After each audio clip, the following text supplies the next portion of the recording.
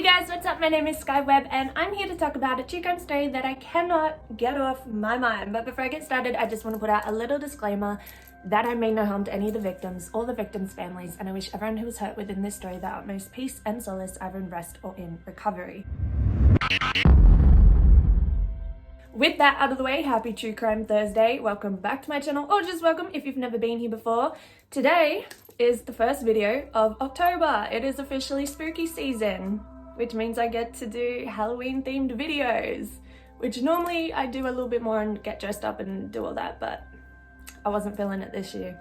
Nevertheless, we are looking into a Halloween true crime story today. Today we are looking into Ronald O'Bryan, the man who killed Halloween. Ronald Clarke O'Bryan was born on the 19th of October 1944 in Texas, and he lived there with his wife Deneen and their two children, Timothy and Elizabeth, in a small town called Deer Park, which was a part of the Houston Sugar Land metropolitan area. So Ronald worked as an optician, which meant he was the guy that helps do all those tests, like all those eye tests when you need to go get glasses to help you see better. But he hadn't had this job for very long. In fact, he had 21 jobs in the past 10 years. So he wasn't great at keeping a job. But besides working and hanging out with his family, he also spent a lot of time at church. He was a deacon at the Second Baptist Church, which if you're not overly religious like I'm not, that probably sounds like it's something out of COD, but it actually just means that he worked in the office of the church and was very involved. So he was a part of like the church choir, and he was also in charge of the local bus program. On Halloween 1974, Ronald's kids were super excited to go trick-or-treating. He promised that he would take them, and so they were busy getting into their costumes, being super excited, chatting about what candy they were going to get, and they were just in really high spirits.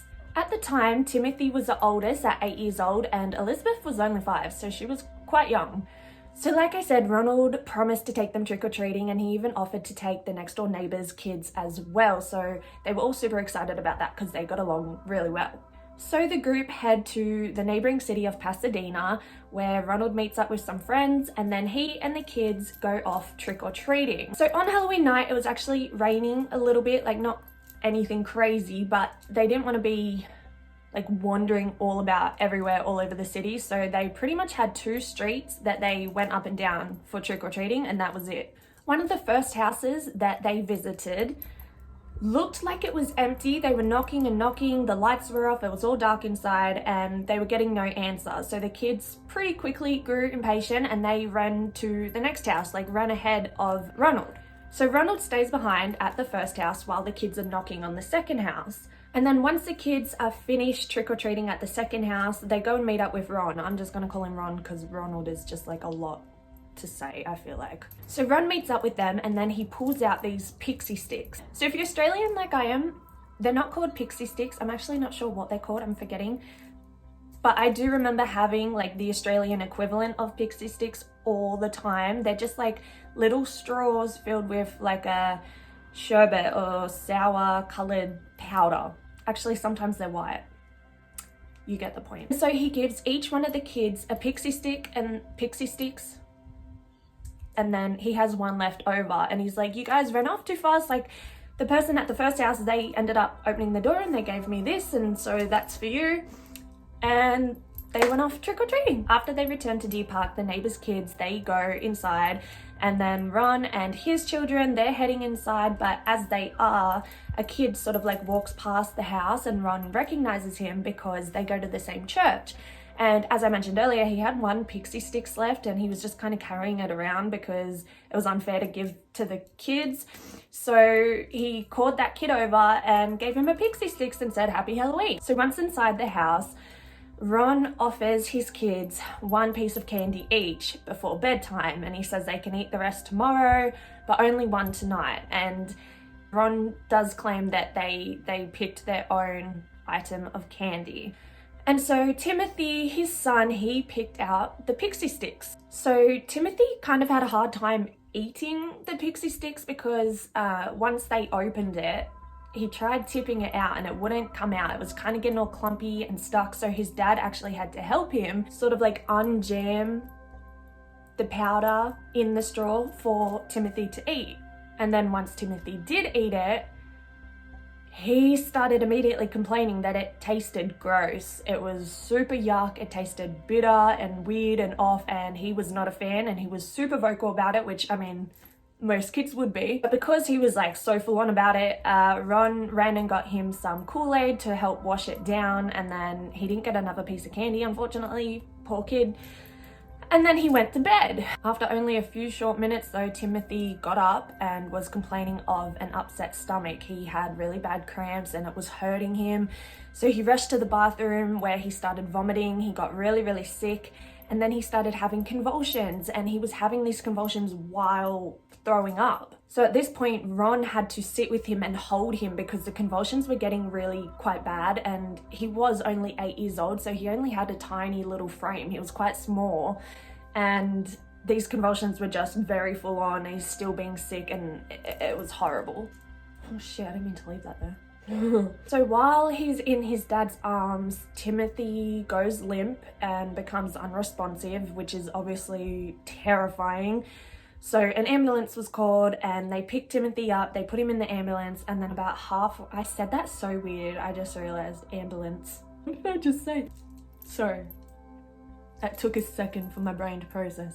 Anyway, about halfway to the hospital, unfortunately, Timothy O'Bryan was pronounced dead at 8 years old.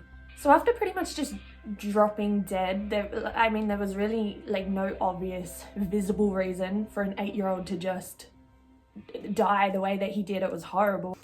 The authorities gave the green light to have an autopsy performed, and those results came back to confirm that Timothy had been poisoned with cyanide, potassium cyanide.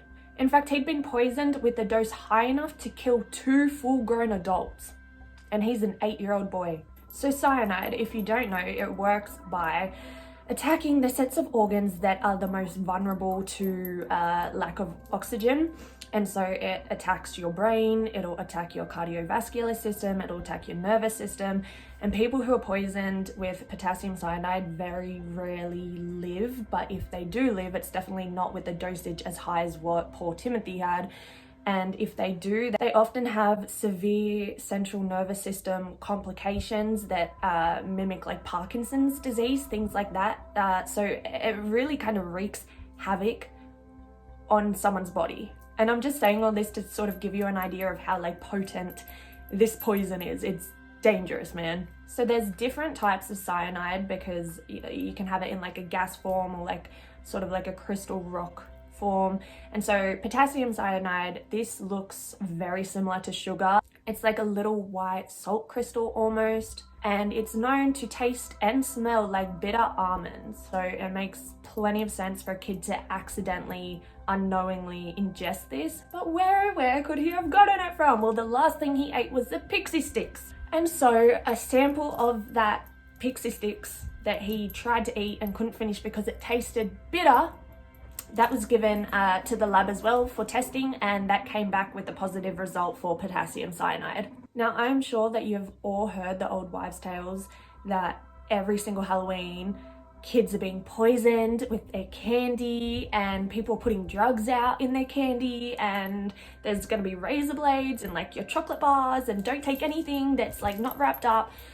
I've heard that a million times, especially from my dad who hates Halloween.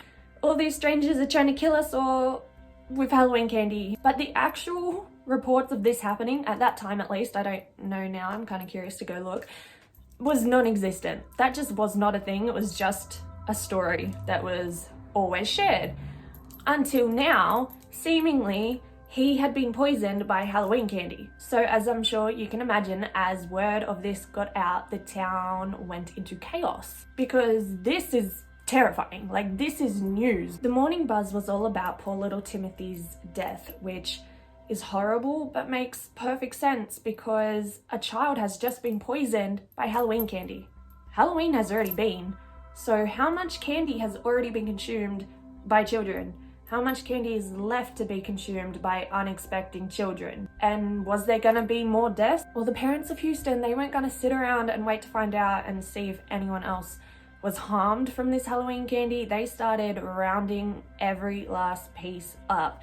No minty, no chocolate, no sweets were left behind. And from there, the Pasadena Police Department, they were just inundated with candy to be tested. So out of the thousands of candy items tested, only four single items came back positive. All 4 pieces were pixie sticks. One was from Timothy's sister Elizabeth, who hadn't, thank God, eaten it. 2 were from the neighbor's 2 children because they were with them, and 1 other from a local boy who attended the same church, the one Ron ran over to on Halloween night. So they found that whoever had done this had just cut off the top of the pixie sticks straw, tipped out about 2 centimeters of the sherbet powder, and then poured in about 2 centimeters worth of the poison. And then they just re-stapled the top. Simple. Thankfully, none of the other kids had eaten their pixie sticks, although the kid from the church, when his parents found out that it was the pixie sticks, although the boy from the church, his parents were warned before the general warning went out, so they knew that Timothy had died after eating the pixie sticks. So they're looking through all of their son's candy, hoping to get rid of the pixie sticks. Can't find it, absolutely distraught, panicking, rush upstairs and find their son asleep in bed with the pixie sticks on his chest. Thank God he could not get through the staples. He had tried, and had he been successful, he would have eaten that and he would have passed away as well. So that was just a blessing. Anyway, police question Ron, and so he recounted the night and how the kids got impatient and ran away and he was still there, and he says that this man just quickly opened the door, shoved his hand out, gave him the pixie sticks, and then slammed the door back closed. Very odd behavior. And the only descriptive detail that he could give police was that the man had really hairy arms. So helpful. So the police asked Ron which house gave him the pixie sticks, thinking this will be easy. His poor son has just been killed. He's obviously going to think about this long and hard and be absolutely positive, sure, adamant of which house it is. You know, this is important.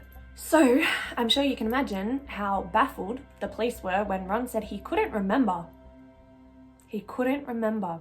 So police shove him in a vehicle, go to the 2 streets, because it was only 2 freaking streets that they were trick-or-treating on, and then they walked it by foot with Ron and told him to point out which house it was because surely he will recognize it.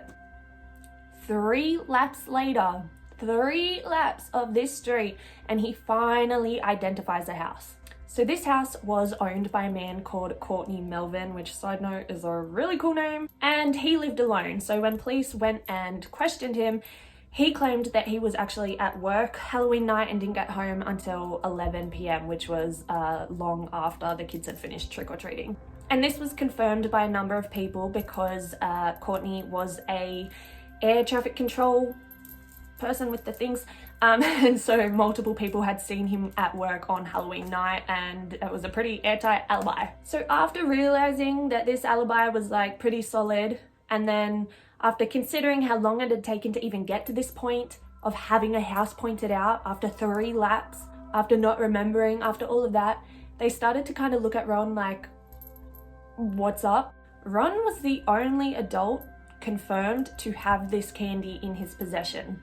Whether or not he got it from someone else, he was the only one that they could 100% confirm had possession of the candy. He was the one that gave it to all 5 children that ended up with it. He also was the one who assisted Timothy in even eating it.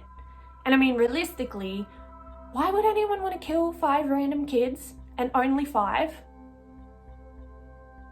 And why would they give it to a dad who could have easily just not given it to them? The dad could have eaten it?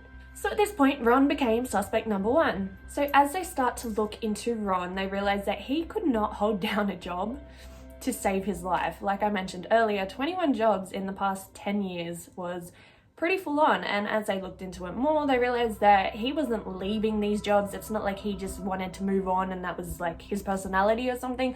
Majority of these jobs he had been fired from. Apparently, Ron had a bit of a temper and a pretty strong personality in the workplace, which meant he often rubbed people the wrong way or people rubbed him the wrong way, and then he would have like quite a reaction to that. So he would cause a lot of conflict, which is reason enough to fire him. But on top of that, they realized that he actually had sticky fingers as well. In fact, he was under investigation at his current workplace, the place with the optometrist, that's the one, for stealing money.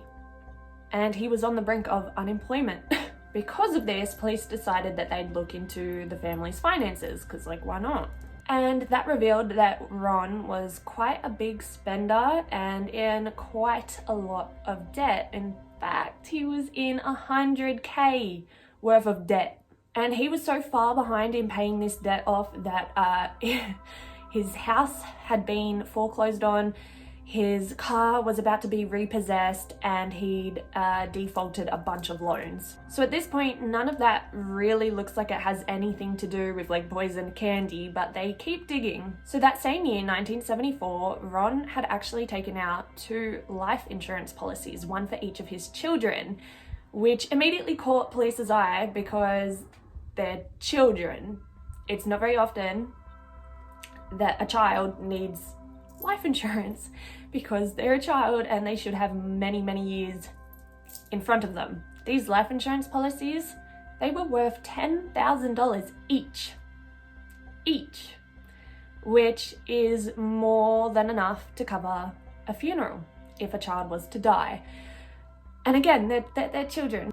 They're just, you know, children. So it was odd. What was even weirder though was just a month before Halloween, he decided to adjust the policies and kind of up the ante. And so he changed them from $10,000 for each child to $30,000 for each kid. And then days before Halloween, he decided to adjust it once again and go up to $50,000 for each child. So the police contacts this insurance company to just like discuss the policies, and they're told that Ron called them the morning of Timothy's death. So he passed away like Halloween night into the next morning type thing.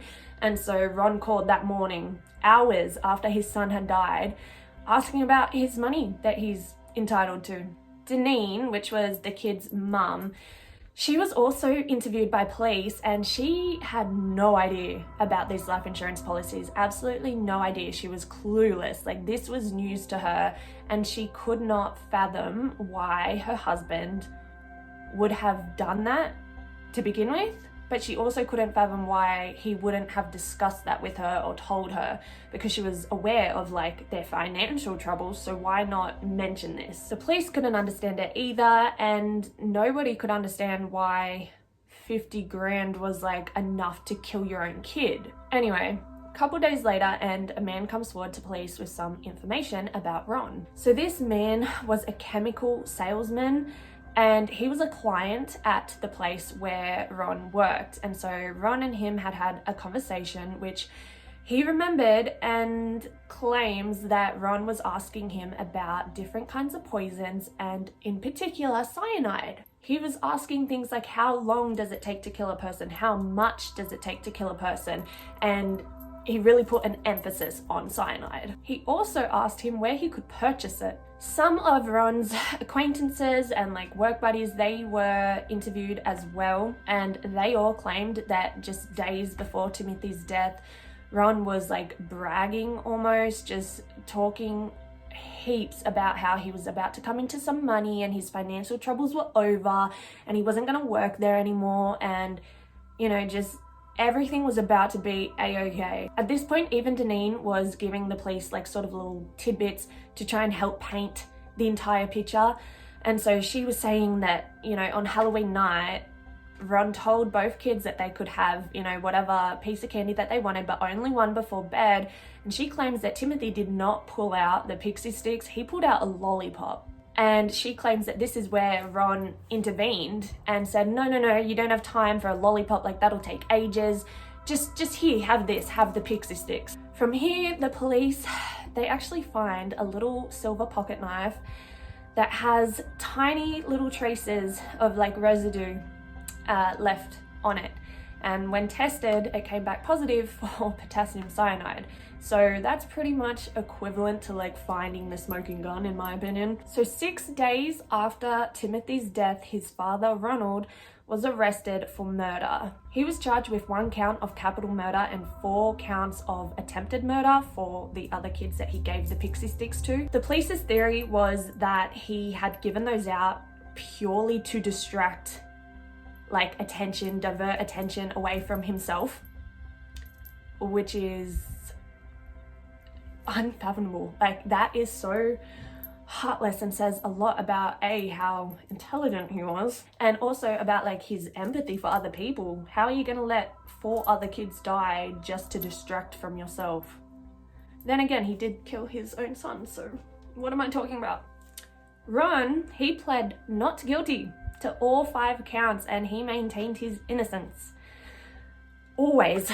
He insisted he was given the pixie sticks by the man in the house with the hairy arms. But at this point, multiple people were testifying that he was just weirdly interested in cyanide, and he had no reason to be weirdly interested in cyanide. That's a very big coincidence. Even Ron's own chemist testified against him, claiming that he had come into the pharmacy asking about cyanide and how much it would take to kill someone. Like, how much would he need?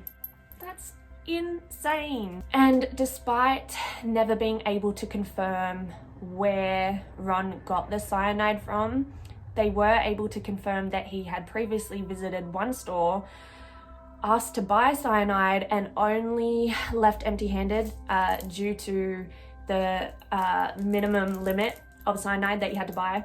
It was like way too much than what he wanted, and so therefore expensive and, you know, troubles. So he didn't want to do that, so he left. But the fact that he had even gone and tried to buy it, and now his son is, yeah, you get it. So of course the jury wasted no time in coming back with the verdict, and they found him guilty of all 5 counts. So as I said, there were 4 attempted murder charges, but there was also 1 capital murder. That was for Timothy, and he was found guilty. And capital murder, that means you're gonna get a death sentence. So he was sent to a prison specifically for death row inmates to await his execution. And in the meantime, his wife Deneen, she did not offer any support throughout the entire trial. She believed wholeheartedly that he had killed their son and was obviously distraught over the entire thing. So in the meantime, she got their daughter Elizabeth and tried to just get away, and she ended up remarrying, and then the man that she married, he adopted Elizabeth. So that is really beautiful and wholesome, and I just hope that they live whatever, such a good life. Of course, the media ran rampant with this story because, I mean, they had to. It was literally poisoned Halloween candy. Like, that is the story of stories.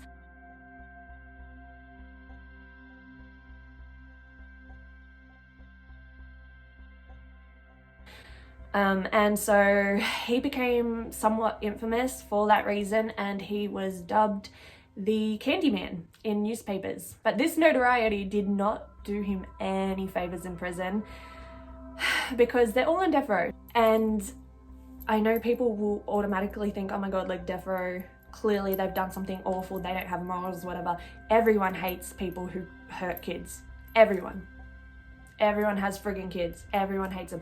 Anyway, so he did not have fun in prison at all. It's not funny, I don't know why I laughed, but it was a hard time. His first execution date was set for August 1980, and he was to be put to death by way of electric chair, which in my opinion is like barbaric, but that's a whole nother conversation.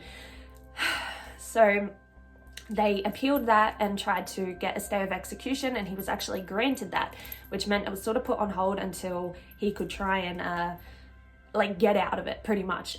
So they gave him a new date for May of 1982, so 2 years later, and this was actually also successfully averted. Then a judge named Michael McSpadden, and I feel like I just have to mention him because this is pretty full on. It's definitely justice in some sick way. He set a new date on the 8th anniversary of Timothy's death, so for Halloween of that year. And this is paraphrasing, but he pretty much said that he would happily drive him to the, what's it called, the execution box or whatever they call it. Anyway, that date was also adverted thanks to his lawyer.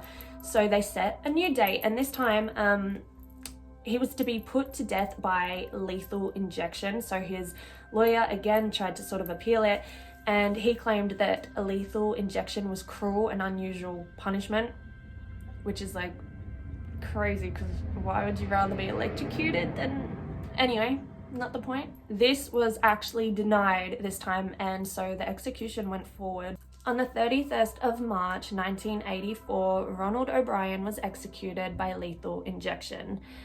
Meanwhile, there were whole groups of people cheering and celebrating outside the prison doors, and they were screaming "trick or treat." And then there were also other groups there, people who were trying to protest against what's it called? The death penalty. Jesus Christ.